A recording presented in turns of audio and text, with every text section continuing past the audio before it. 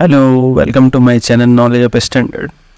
आज हम लोग इस वीडियो में जानने वाले हैं टीपीएम के जो फर्स्ट पिलर होता है ऑटोनोमस मेंटेनेंस, उसके बारे में हम कुछ ओवरव्यू लेंगे और उसको समझेंगे कि ऑटोनोमस मेंटेनेंस के अंदर हम किस तरीके से अपने मशीन को मेंटेनेंस करते हैं और इसके क्या क्या प्रोसेस होते हैं, और थोड़ा एग्जाम्पल के थ्रू चलेंगे ताकि आप लोगों को कुछ बेटर क्लैरिटी दे पाऊँ इस वीडियो के थ्रू। तो चलिए स्टार्ट करते हैं ऑटोनोमस मेंटेनेंस। तो सबसे पहले बेसिक इंट्रोडक्शन हम लोग जानते हैं कि ऑटोनोमस मेंटेनेंस क्या है। तो ऑटोनोमस मेंटेनेंस यहाँ पे जब हम बात कर रहे हैं ऑटोनोमस की, तो सिंपली इसमें कहा जा रहा है कि जैसे ये मशीन है या और ये ऑपरेटर है, इसको ऐसे समझिएगा कि अगर ये ऑपरेटर इस मशीन को वो खुद का समझेगा मतलब उसकी ये ऑनरशिप देगा, अपने आप को इस मशीन का वो ऑनर समझेगा, तो वो क्या करेगा कि अपने जो मशीन को वो ठीक रखने का कोशिश करेगा और उसकी जिम्मेवारी उठाएगा कि हम अपने मशीन को ख़राब नहीं होने देंगे ड्यूरिंग मतलब मेंटेनेंस के दौरान। तो इसी थॉट प्रोसेस को यहाँ पे ऑटोनोमस मेंटेनेंस कहा जाता है।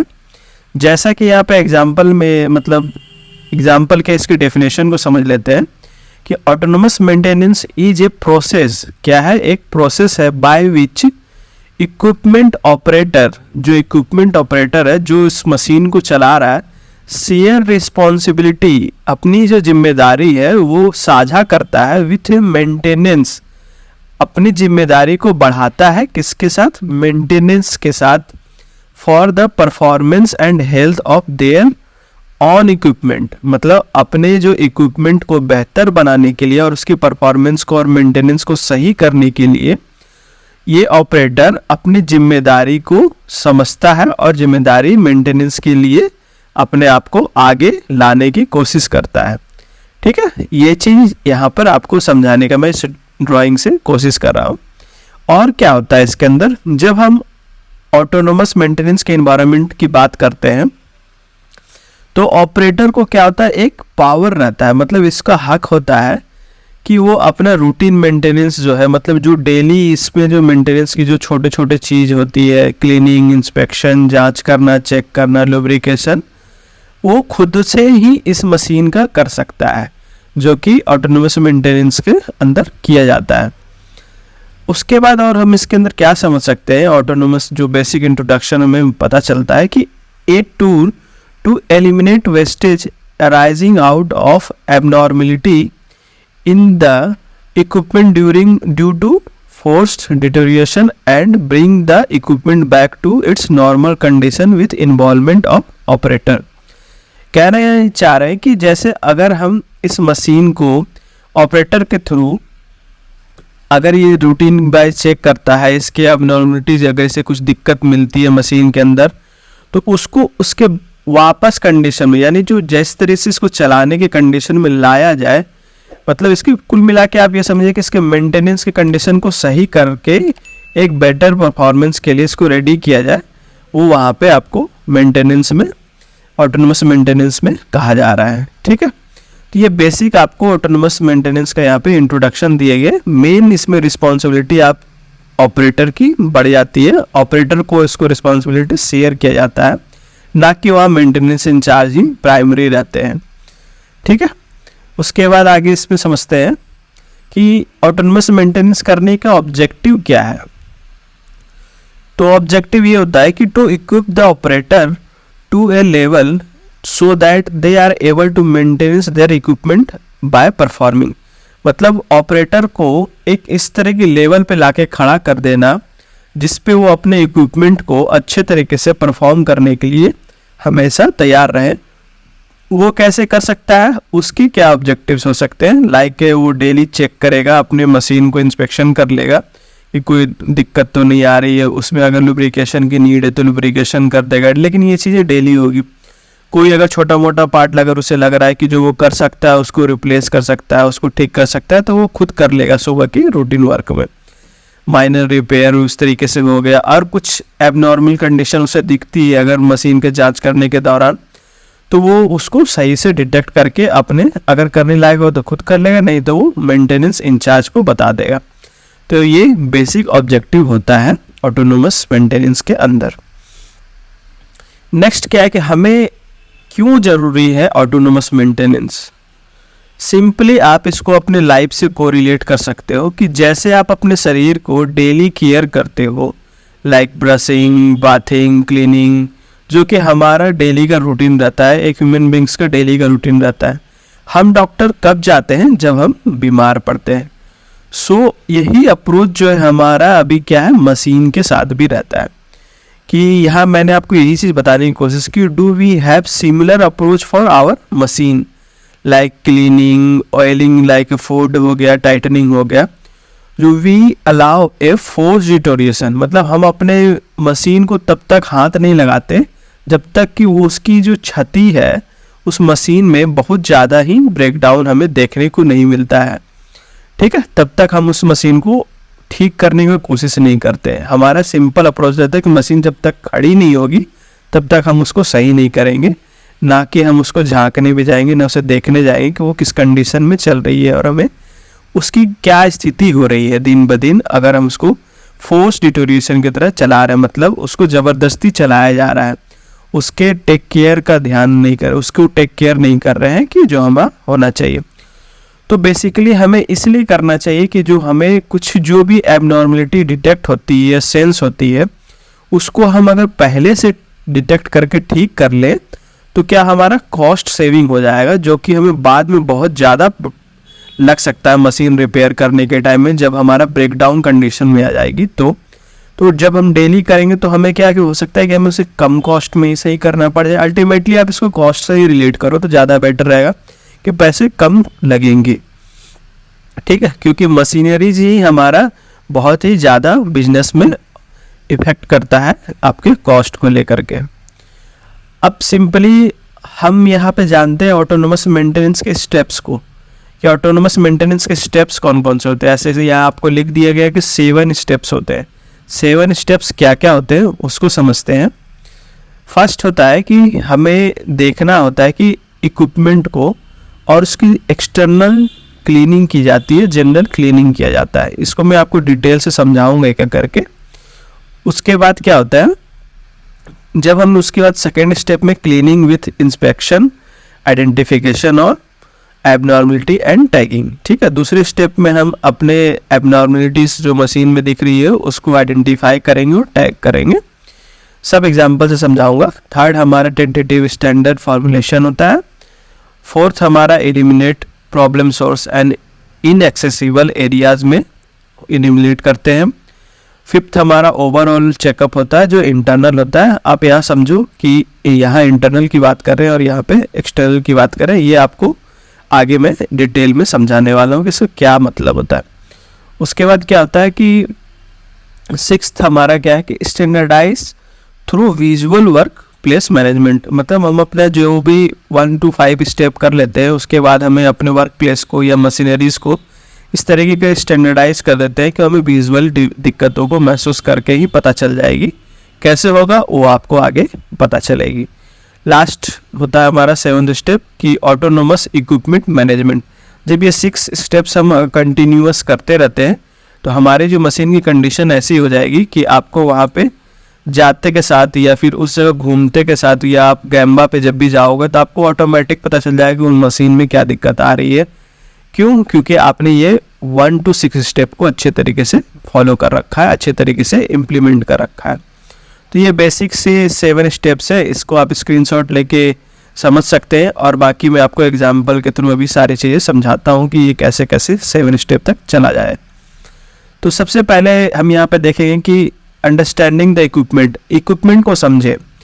तो इक्विपमेंट को समझने का क्या मतलब यहाँ पे कहा जा रहा है कि सबसे पहले हम क्या लेंगे, एक एग्जाम्पल के लिए आप समझोगे एक मॉडल मशीन। अब समझ में किसी को नहीं आएगा कि मॉडल मशीन क्या होता है। मॉडल मशीन आप कह सकते हो कि आपके पास लाइक 10 मशीन है। अगर 10 मशीन में से आपकी सबसे ज़्यादा जो मशीन है कोई 1 to 12 में से 5 नंबर 6 नंबर जो सबसे ज़्यादा ब्रेकडाउन देती है, उसको सबसे ज़्यादा फ्रीक्वेंसी होती है ब्रेकडाउन के, या ब्रेकडाउन आवर सबसे ज़्यादा है उसकी, तो आप उसको क्या करो कि सबसे पहले प्रायोरिटी पे लो, उसको ही मॉडल मशीन यहाँ पे मानो, ठीक है। तो ये आप उसको एज पर उसके हिस्ट्री कार्ड से उठा लो आप उसको, ठीक है। उसके बाद क्या करो कि अपने जो एम्प्लॉयज़ है उसको एक अच्छे तरीके से ट्रेनिंग दो, सिखाओ, उसको जागरूक करो ऑटोनोमस मेंटेनेंस के थ्रू कि क्या होता है, उनको कमिट करवाओ कि अपने स्टाफ को कि हमें इन तरीके से चलना है, हमें ऑटोनोमस मेंटेनेंस करनी है, उनको बेनिफिट्स बताओ। और अपने ऐसा नहीं है कि ग्राउंड लेवल या टॉप लेवल भी, इनमें सबकी इन्वॉल्वमेंट होनी चाहिए, जो मशीनरीज और इक्विपमेंट और टॉप मैनेजमेंट देखते हैं, ये टीपीएम से रिलेटेड जो लोग होते हैं उनका भी होना बहुत ज़रूरी होता है। और क्या किस टाइप के डिफेक्ट्स हो सकते हैं, उसके अंदर क्या क्या पॉसिबल रिस्पॉन्सिबिलिटीज़ और ऑपरेटर्स, मतलब ट्रबल्स क्या क्या हो सकती है, किस किस तरीके की अबनॉर्मलिटीज़ होती है, उनको बेसिकली आपको ट्रेनिंग प्रोवाइड करनी है। उसके अंदर हम जनरल क्लीनिंग कैसे कैसे करनी है उसके बाद बात कर लेंगे, ठीक है। यही चीज़ मैंने इस साइड में भी समझाने की कोशिश किया, how the equipment works and what cause it fail, ठीक है। यहाँ उसी चीज़ को समझाया कि आप उनको क्या करो कि किस तरीके से हमारा ट्रेनिंग दो कि हमारा जो मशीन है वो कैसे काम कर रहा है और इसके फेल होने के क्या क्या कारण हो सकते हैं। सेफ्टी मेज़र के बारे में बताओ कि मशीन में सेफ्टी मेज़र में क्या क्या चीज़ों का ध्यान रखना है, ओवरऑल मेथड क्या हो सकते हैं क्लीनिंग के लिए और कौन से टूल्स यूज करने चाहिए, अगर एबनॉर्मलिटीज़ मिल रही है तो किस तरीके की डिटेक्ट होती है, उसके क्या साउंड होते हैं, क्या विजुअल आइडेंटिफिकेशन होती है, पर्पस क्या है हमारा यहाँ पे, उन चीज़ों का इसके करने का क्या पर्पस है, और एलिमिनेट किस तरह से करना है और कैसे कैसे करके उनको फिक्स करनी है, वो चीज़ों को आप ओवरऑल एक ट्रेनिंग स्टार्टिंग फेज हमारा यही रहता है, ट्रेनिंग प्रोवाइड करना। उसके बाद हम आ जाते हैं कि ये मैंने कुछ पिक्चोरियल एग्जांपल लिया है ताकि आप लोगों को समझ में आए कि जैसे मैंने यहाँ एक टारगेट ले लिया, एक मॉडल मशीन ले लिया, माई मशीन माई कैंपेन करके, हम इस पर एक टैग भी लगा सकते हैं कि ये हमारा मॉडल मशीन है 3 महीने के लिए, कि हम इसको 3 महीने में पूरा ओके करेंगे और अच्छे तरीके से एक न्यू मशीन की तरह खड़ा कर देंगे। उसके बाद हम कुछ विजुअल जो फर्स्ट फेज में हम इसके जहाँ जहाँ पार्ट्स होंगे उस पार्ट्स पे हम किस किस चीज़ों से इसकी सफाई करने वाले हैं, किन किन चीज़ों को इसको क्लीनिंग की ज़रूरत होता है, क्या टूल्स लग सकते हैं, वो यहाँ पे आपको एक एसओपी बोली या वर्क इंस्ट्रक्शन के थ्रू समझाया गया है। तो इस तरीके से आप पहला फेज में आप काम कर सकते हो। उसके बाद क्या हमें दे रहा है स्ट्रक्चर वाइज, अगर ट्रेनिंग की नीड है, लगता है कि वहाँ पर, तो इस तरीके से आप एक ग्राफिकल व्यू में आप समझा सकते हो कि इसका बॉडी पार्ट्स क्या क्या हो सकते हैं, कौन कौन सा सिस्टम कहाँ है, क्या क्या तो ये आपको पहले स्टेप में ये पिक्चोरियल व्यू के थ्रू अपने टीम के साथ डिस्कस करनी चाहिए। नेक्स्ट आ जाता है हमारा cleaning with inspection, identification of abnormality and tagging. तो सिंपली स्टेप 2 हमें क्या बता रहा है कि जब हम अपने मशीनरीज को इंस्पेक्शन करते हैं तो उसमें सिंपल 2 तरीके की टैगिंग होती है। एक होता है रेड टैग जो आपको यहाँ पे बड़ा सा दिख रहा होगा, एक होता है वाइट टैग। तो रेड टैग और वाइट टैग का क्या डिफरेंस है, डिफरेंस यहाँ आप पहले रेड टैग को समझो। रेड टैग का यहाँ पे मतलब है कि जो भी हम रेड टैग लगा रहे हैं वो एक स्किल्ड पर्सन के थ्रू ही हटेगा, मतलब वो एक मेंटेनेंस इंचार्ज को ही पता है कि उसको मतलब उसमें जो कोई भी डिफेक्ट आ रही है उसको किस तरीके से सही किया जाए, यानी उसमें कोई ब्रेकडाउन आ रहा है या कोई लीकेज है, कुछ मेजर फॉल्ट है, तो उसको एक मेंटेनेंस इंचार्ज के स्किल की ज़रूरत है सही करने के लिए। तो वो वहाँ पर रेड टैग लगाएगा। कौन लगाएगा? ऑपरेटर लगाएगा, जो कि उसको नहीं आता है कि रेड टैग वाले चीज़ों को कैसे सही किया जाए। तो रेड टैग में ये बेसिकली यहाँ पे आपको दिया गया है कि आपको यह इंफॉर्मेशन भरनी है कि इस जगह पे इस मशीन नंबर या फिर कुछ डेट और कुछ किसके थ्रू लगाया गया है, कि प्रॉब्लम क्या है, प्रॉब्लम को आइडेंटिफाई करके एक साइड में ये होता है और ये पहला स्टेप है क्या है, उस तरीके से किया जाता है।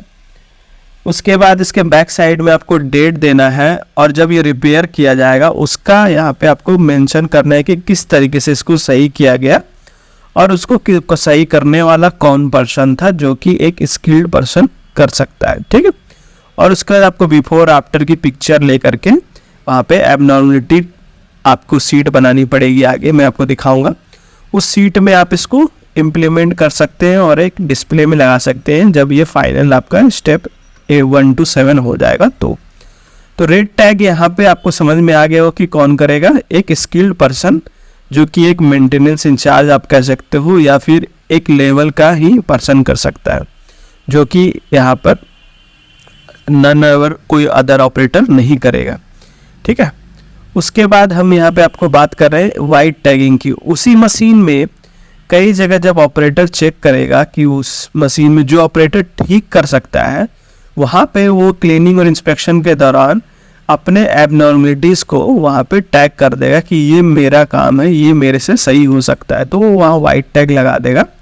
और एक एक करके एज पर जब भी उसको टाइम मिलेगा, लाइक यहाँ पे एग्जांपल दिया कि वोल्ट फिट कर सकता है, ये वोल्ट लूज है तो इसको टाइट कर देगा, ये ऑपरेटर कर सकता है। तो यहाँ पे वो आपको समझाया गया है। सेम प्रोसेस इसमें ही वही करना है कि जैसे कुछ भी इसका रिलेट मत कीजिएगा। ये एग्जांपल है कि यहाँ पे लिखा गया है कि कूलेंट हाउस हैंगिंग है, उसको किस तरीके से फिक्स करना है वो यहाँ पे कर दिया है, और डेट वाइज यहाँ पे पड़ा हुआ है कि किस तरीके से करना है। ये एग्जांपल से आप लोग समझ सकते हो। जब ये रेड टैग और वाइट टैग हो जाएगा और इस तरीके की एबनॉर्मलिटीज को यहाँ से हटाने लगेंगे, तो सेकेंड स्टेप हमारा कंप्लीट हो जाएगा। ठीक है, उसके बाद यहाँ पे स्टेप 2 में जो मैंने आपको बताया कि जो भी हम वहाँ पर एबनॉर्मलिटीज की टैगिंग करेंगे उसका एक हम विजुअल पिक्चर जरूर रखेंगे, ताकि हमें किस तरीके से सही किया या फिर किन किन तरीक़ों पास्ट हिस्ट्री रिकॉर्ड में हमारे पास रहेगा कि नेक्स्ट टाइम इन चीज़ों में हमें क्या टाइम लग रहा है या फिर क्या हम इम्प्रूव कर रहे हैं वो हमें पता चले, वो एक सीट के थ्रू चलते जाएगा। नेक्स्ट क्या है कि हमें इसमें ये ध्यान देना है कि जब भी हम इसका एक मैट्रिक्स बना सकते हैं, अगर पॉसिबल है, तो हम क्या करेंगे कि मशीन बाय जो सिस्टम है और जो भी हमें एबनॉर्मलिटीज़ मिली है ड्यूरिंग द इंस्पेक्शन, उसका एक मैट्रिक्स बना लेंगे। और मैट्रिक्स क्या चीज़ का बनेगा कि लाइक यहाँ देखिए कि डर्ट, लीक, स्पेस, लूज, इस तरीके से आपने यहाँ पे लिख लिया हॉरिजॉन्टली में, और इस साइड में आपने मशीन का स्ट्रक्चर दे दिया जो मैंने आपको शुरू में बताया। हाइड्रोलिक सिस्टम एक मशीन में है, उसी मशीन में लुब्रिकेशन सिस्टम है, इलेक्ट्रिक सिस्टम है, फिक्सचर है, मोटर है, कूलेंट है।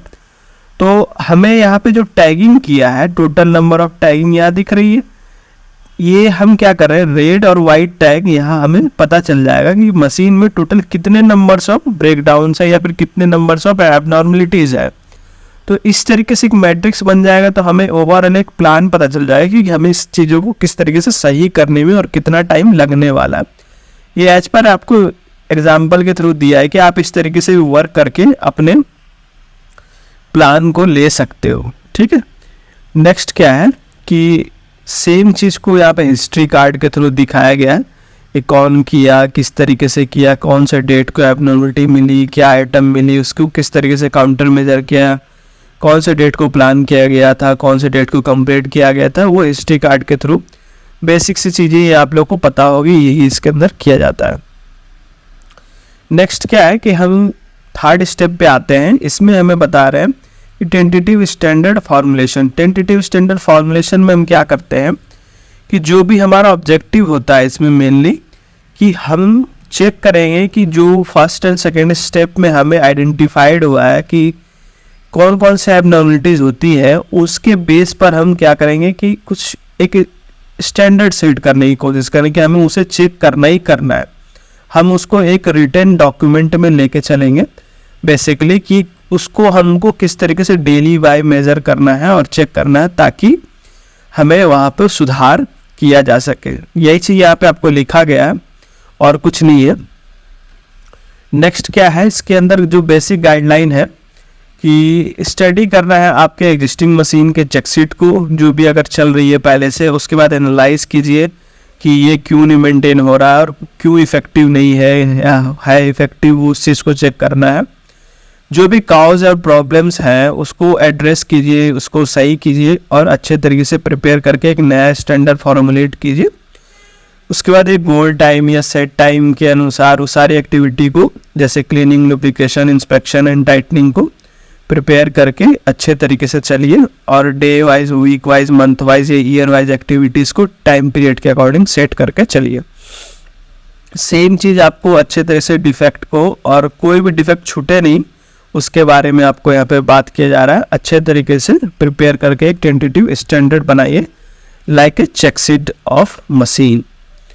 उसके बाद सेम चीज़ यहाँ पे है कि विजुअल कंट्रोल अगर आप कर सकते हो तो उस पर आप अपना फोकस रखिए, और लगता है कि उसमें कुछ काइजन इम्प्लीमेंटेशन की ज़रूरत है जो कि छोटे छोटे चीज़ों पे भी होगा। आपको दिखाऊंगा आगे कि मैं क्या कहना चाह रहा हूँ, किस तरीके से हो रही है। तो उस तरीके से आपको थर्ड में इम्प्लीमेंट करने की ज़रूरत है। फोर्थ हम क्या करेंगे कि जो भी हम रेड टैगिंग और वाइट टैगिंग किए हैं उसको एलिमिनेट करेंगे जो भी हमें लगता है। तो ये बिफोर आफ्टर का पिक्चर है, इसके अंदर और कुछ नहीं है।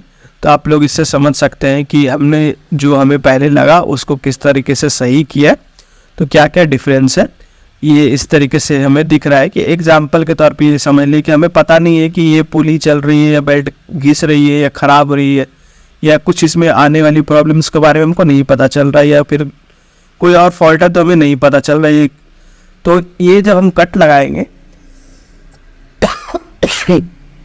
सॉरी गाइस, तो इस जगह पे क्या होगा कि हम यहाँ पर इसके रोटेशन को चेक कर सकते हैं, और मे भी इसके हम शाफ्ट या बेल्ट या फिर आप बोल लीजिए, या फिर हमें इजी टू इंस्पेक्ट हो जाता है। सिंपली आप ये समझिए कि हमारा जो ये रोटेशन है या रोटरी है, जो भी बोल सकते हैं, वो परफेक्टली हमारा वर्क कर रहा है कि नहीं कर रहा है इन मशीन में, ताकि कोई डेंजरस या ब्रेकडाउन ना आए। तो ये हमें से विजुअलाइज हो जाएगा।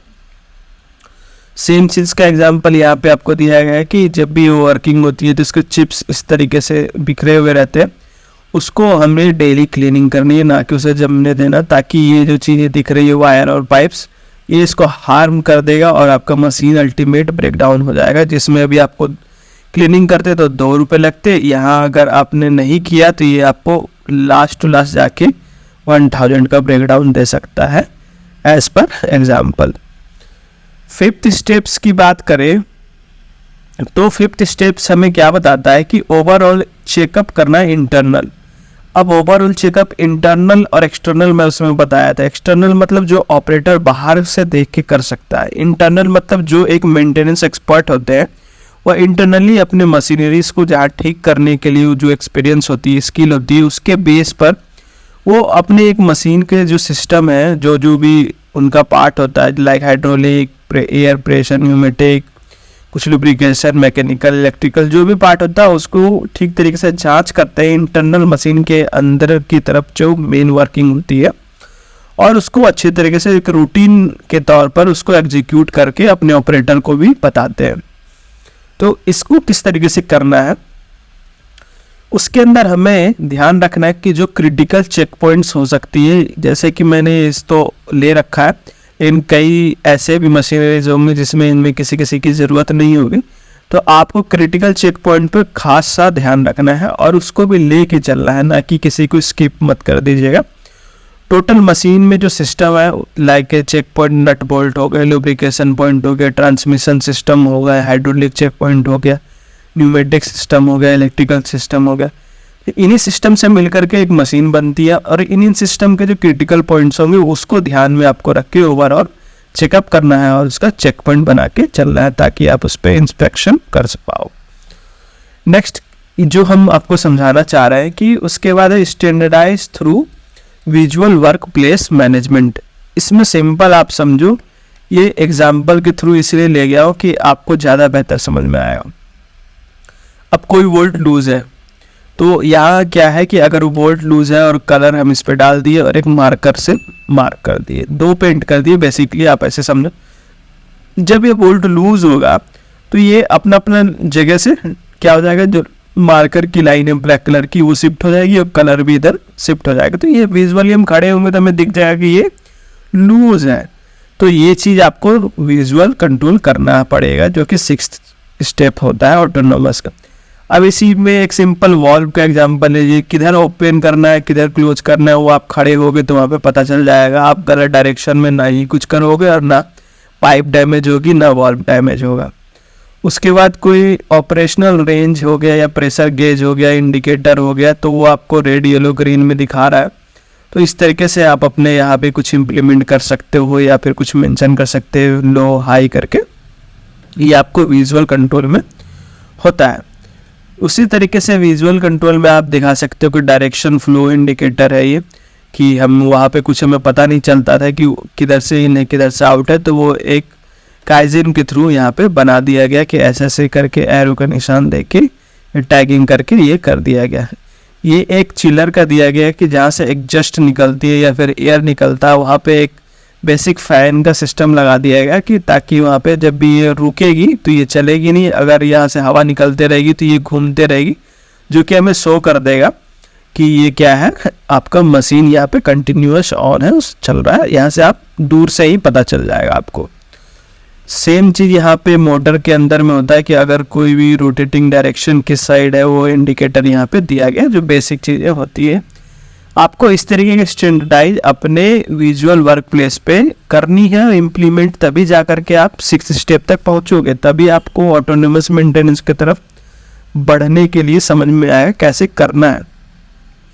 बेसिक क्या है कि यहाँ अगर लगता है कि हमें कुछ चीज़ें हैं जो इंटरनली हमें समझ में नहीं आ रही है मशीन के अंदर कि किस तरीके से उसको विजुअलाइज किया जाए, तो ये विजुअल स्टैंडर्ड में है, तो आप OPL भी बना सकते हो। ऐसा कहीं नहीं है कि OPL सिर्फ डिफेक्ट पे बनती है, आप किसी चीज़ पे भी बना सकते हो। तो सिंपली यहाँ पे TPM का OPL बना सकते हो कि जैसे वहाँ पे कहीं हीट एक्सचेंजर यूज हो रहा है तो हीट एक्सचेंजर की जो डायरेक्शन है वाटर इनलेट और आउटलेट की वो इस तरीके का होना चाहिए, ना कि इस तरीके का, ताकि आपको वहाँ पे आइडेंटिफाई हो जाए। अभी तो कई सेंसर्स वाले चीज़ भी आने लगे हैं तो इनकी नीड नहीं पड़ेगी, लेकिन वहाँ पे OPL के थ्रू आप वहाँ पे जाके इजीली डिटेक्ट कर पाओगे। तो ये बेसिक आपको standardise through visual work place management में करना है, इससे आप लोगों को क्लैरिटी मिली होगी।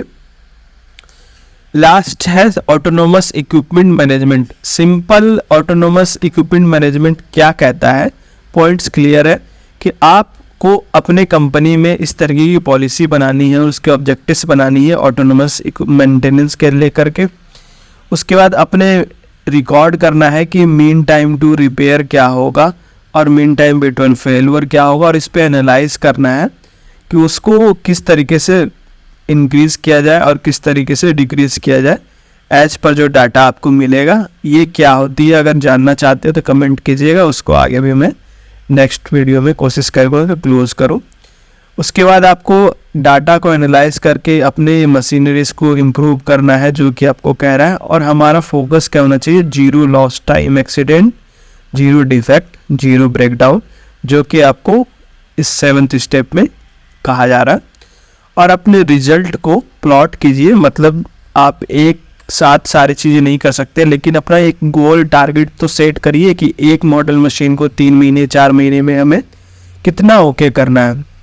उसके साथ साथ पूरे प्लांट की जो मशीनरीज है वो कुछ प्लान बना के, प्लॉट बना के, उस तरीके से टारगेट सेट करके सेट कीजिए और एक लेवल पे लेके आइए, एक स्टैंडर्ड पे लेके आइए, तो वो क्या हमें कहलाएगा कि आपने ऑटोनोमस मेंटेनेंस को इम्प्लीमेंट किया है। और इस तरीके से आप अपने TPM के फर्स्ट पिलर को समझे हैं आज जो मैं आपको समझाया हूँ। सो अगर वीडियो अच्छी लगे तो लाइक शेयर सब्सक्राइब करें। Thank you.